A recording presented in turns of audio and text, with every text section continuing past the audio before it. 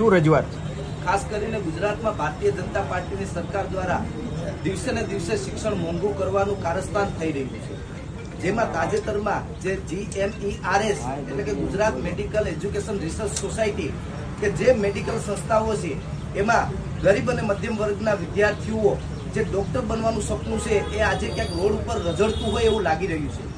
તાજેતરમાં જે એજ્યુકેશન જે સોસાયટી છે એના દ્વારા જે ગત વર્ષે 3,30,000 રૂપિયા ફીમાં 1 વર્ષ હતું, આજે એ સીધો 70 થી 80% વધારો એટલે કે 5,50,000 રૂપિયા જેટલો કરી દીધો.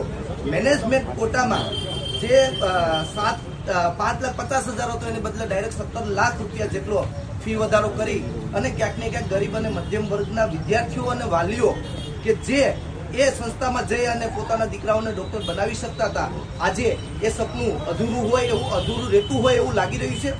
ગત વર્ષે તાજુબની વાત એ છે કે ગત વર્ષે પણ આ સેમ પરિપત્ર કરવામાં આવ્યો હતો, માત્ર ને માત્ર ખાલી તારીખ બદલવામાં આવી. પણ ગત વર્ષે વિદ્યાર્થીઓ, વાલીઓ અને વિદ્યાર્થી સંગઠનનો રોષ હતો અને વિશેષ વાત એ હતી કે ગત વર્ષે ચૂંટણીનો માહોલ હતો એટલે ક્યાંક ને ક્યાંક ચૂંટણીમાં મત મેળવવા માટે થઈ અને સરકારે પરિપત્ર પાછો ખેંચ્યો હતો.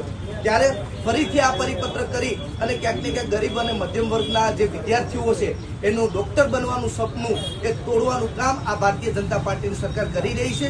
ત્યારે આજે ગુજરાત NSUI દ્વારા આદરણીય ઋષિકેશ પટેલ અને મુખ્યમંત્રીને એક મેલ દ્વારા રજૂઆત કરી છે કે ભાઈ તાત્કાલિક જે આ ફી વધારો છે એ પાછો ખેંચવામાં આવે.